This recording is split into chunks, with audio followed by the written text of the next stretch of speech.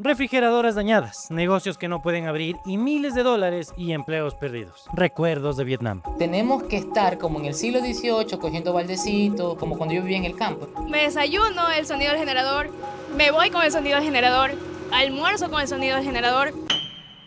Tú y yo la pasamos tan mal en el 2024 con apagones de hasta 14 horas que cuando ves y veo estas caritas solo dan ganas de gritar y maldecir de lo lindo.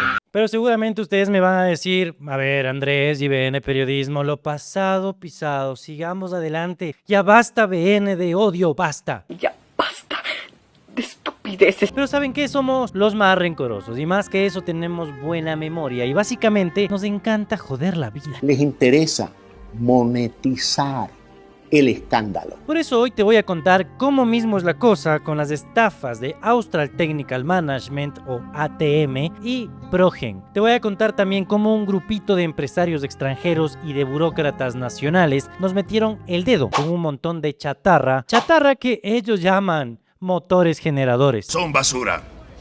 Basura. Basura. Mega basura. Pero antes de eso, un recorderis. Porque antes del inicio de todo el despelote... ¡Viva el Ecuador! Recordemos que salió Arturito el más cabreadito, bien bravo en Teleamazonas y en Radio La Poderosa, a negar que habría apagones. ¿Esto garantiza que no va a haber apagones o no se va a poder evitar? ¿Tenemos apagones ahorita? No.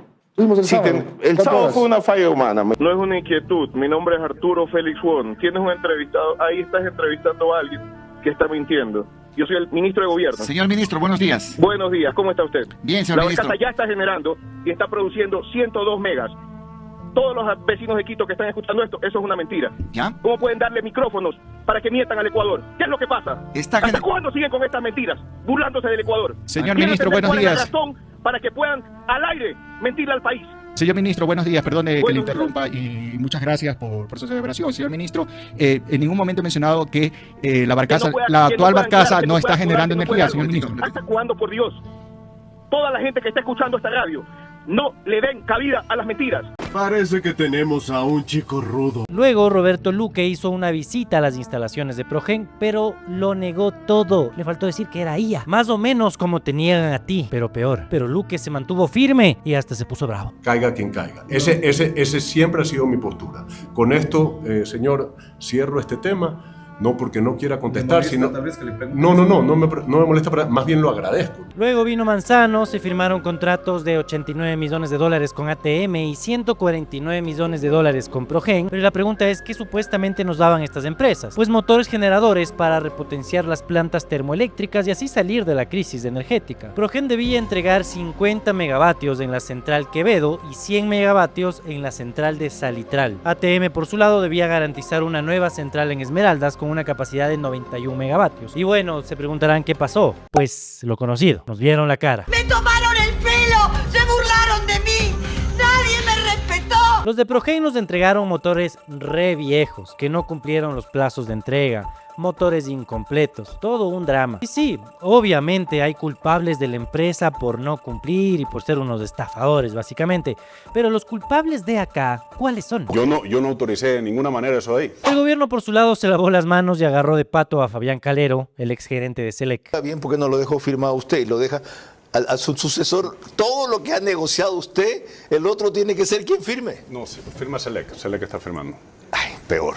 Fabián Calero, que estuvo aquí el martes, ya vamos a hablar con él. Firma Selec. Entonces, se le chantan todo a Calero, pobre, que aguante él. Bueno, él sabía que se metía, ¿no?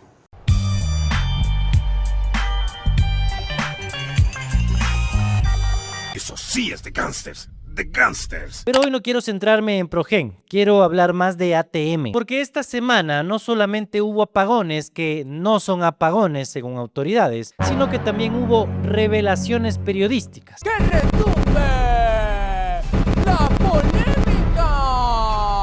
Pero antes de todo, te doy un contexto. Y antes de todo, te tengo una recomendación. Atentos que ahora viene un momento épico. Que el dolor de muela no sea una pesadilla en tu vida. Ven a Dental House. Tenemos los mejores profesionales para tu salud bucal. Si mencionas que vas de parte de BN Periodismo, tienes el 20% de descuento. Dental House está ubicado en el subsuelo del CCNU. El meollo del asunto con ATM es que nos trajeron motores viejos del 2017, cuando debían ser máximo del 2020. Luego Contraloría determinó irregularidades y ATM respondió diciendo que los que firmaron el contrato de parte del Estado ecuatoriano, es decir, SELEC, sí sabían que los motores eran de 3 años de antigüedad más viejos de los que debían ser. Yo no sabía. Lamento mucho.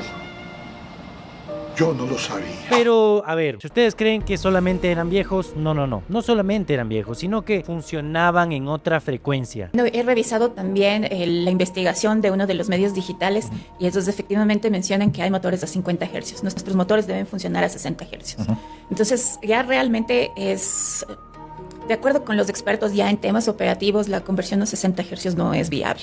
Entonces, eso quiere decir que el ministerio tendrá que ver qué hacer, cómo gestionar ese contrato con respecto a esta inconsistencia en los motores que vinieron. Entonces, la frecuencia es algo, es como bailar. Entonces, si ese motor no entra a 60 Hz, simplemente no puede, va a afectar a todo el sistema de generación. Simplemente no puede ingresar. Después de los exámenes de Contraloría, de investigaciones periodísticas y 1000 revelaciones más, ATM decidió abandonar la central Esmeraldas 3 en octubre del 2025. Sí, así, solo irse, sin explicaciones. Y en este punto podemos seguir diciendo qué verdugos son los de ATM, qué malos, porque sí, pero con un gran y enorme pero, porque a inicios de abril de este año se dieron 2 revelaciones importantes y fundamentales en el caso. La primera fue la visita de una notaria que hizo la revisión de los equipos para ver cómo mismo es la cosa con el uso y la antigüedad de estos motores. Y amigos y amigas, agárrense porque el engaño que nos metieron fue brutal. A pesar de haber pagado 71,5 millones de dólares sin que la empresa Austral Technical Management, ATM,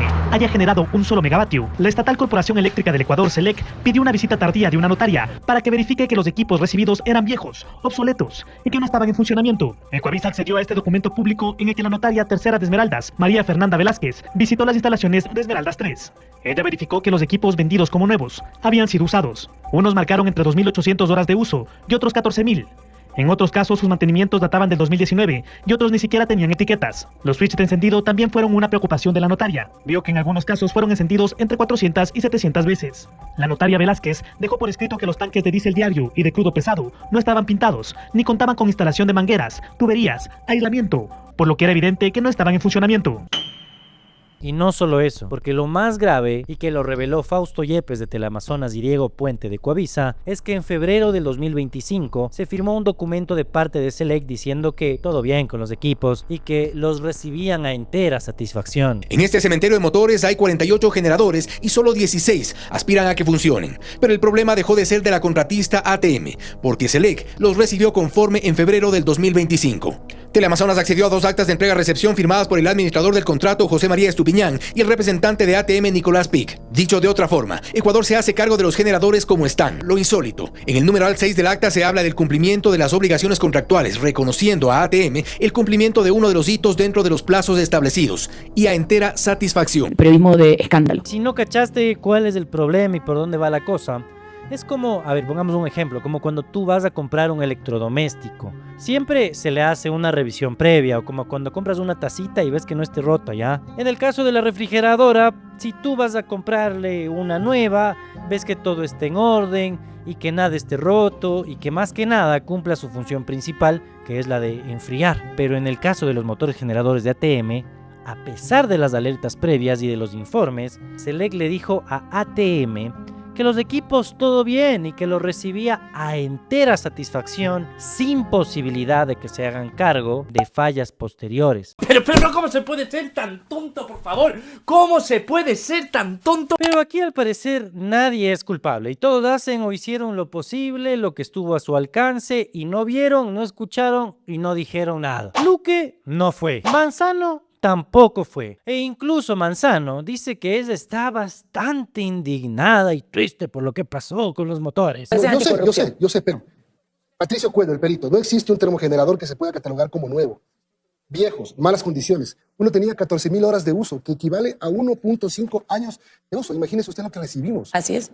Es que yo no tengo, yo no estoy en desacuerdo con eso. Lo que estoy diciendo es, en el momento en que comenzamos a ponerle las multas, que hasta el día de hoy están con multas diarias, el momento en que la Cámara de Comercio de Quito aceptó un arbitraje de emergencia puestos por ellos, es que hemos tenido esta dilatación. ¿Quiénes son los responsables de todo esto?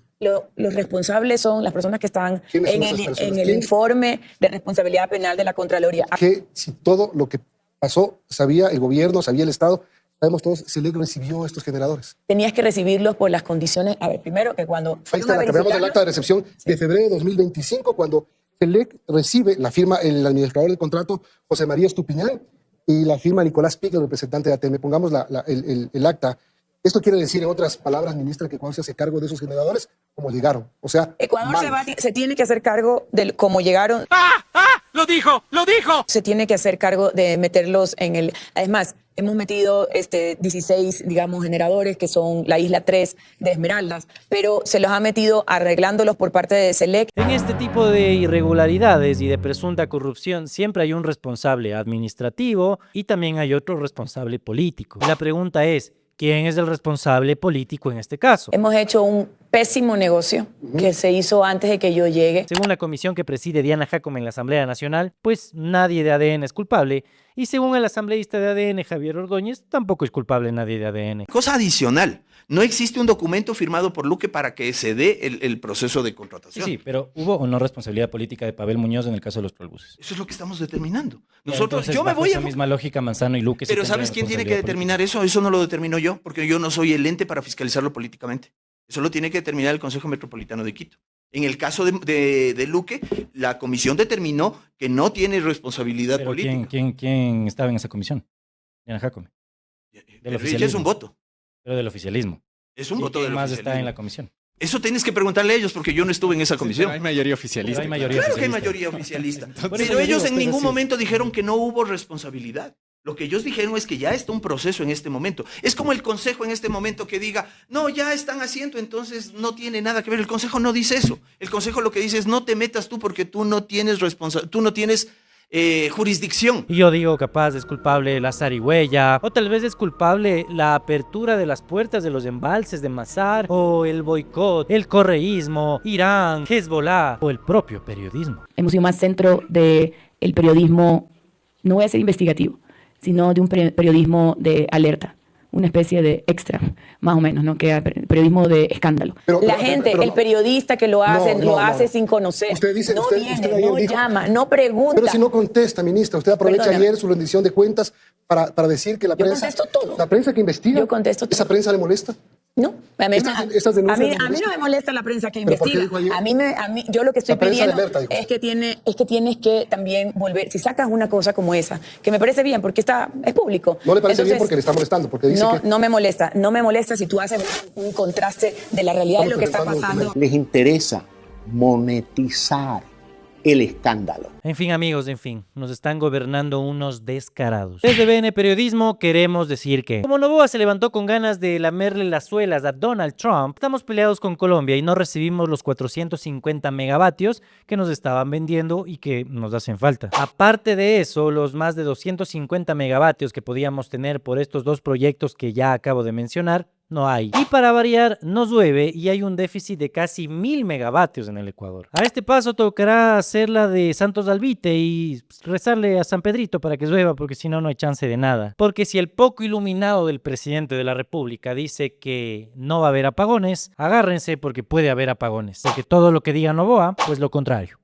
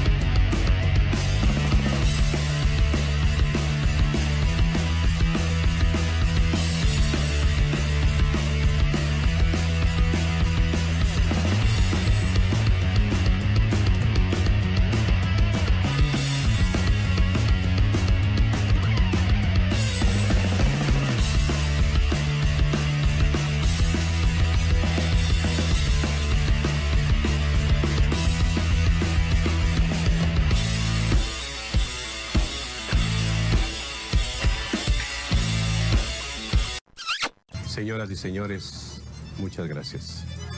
Que te lleve el diablo.